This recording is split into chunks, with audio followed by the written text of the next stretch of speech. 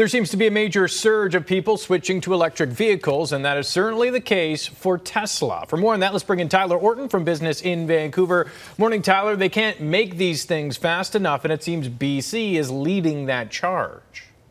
Yeah, and we're going to need to see more record-setting production from Tesla to make kind of the goals that the government has in mind, both from the province and Ottawa here. Tesla delivered a record-setting 310,000 vehicles in the first quarter of 2022. And this comes even amid those supply chain issues. We're hearing a lot about semiconductors, those chips that are needed to make these modern vehicles run.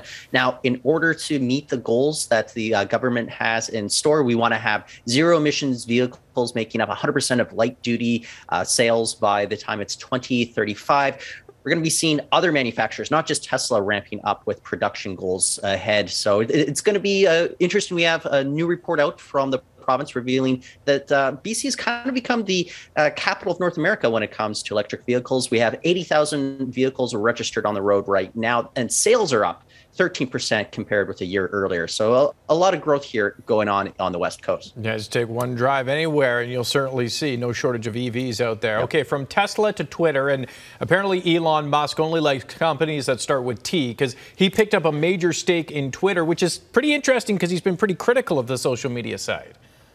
Well, I also want to kind of break down the dates about when he's making these comments and when it was actually disclosed that he's making this big stake in Twitter. He has about 9% stake in the social media company that's worth about $3 billion US, which is huge. Wow. But as you said, he's kind of been complaining about the company. Most recently, this was just late last month, he was kind of contemplating whether a new social media platform is needed. But earlier last month, about midway through March, that's when we're seeing that these new disclosures revealed. That's when he took his actual big stake in the company. So whether he just wants to learn about things in the boardroom or have a bigger voice in there, I think we know that he's a very outspoken person, and maybe some changes coming for Twitter. I wouldn't necessarily bet on it just now because he can only do so much with that kind of stake. But look, investors are loving it. Shares are up, and pre-market trading at least about 20% after this news was revealed. Oh, wow. Okay. Already making a mark then, I guess. Tyler Orton, Business in Vancouver. Thank you, sir. Thanks, Bob.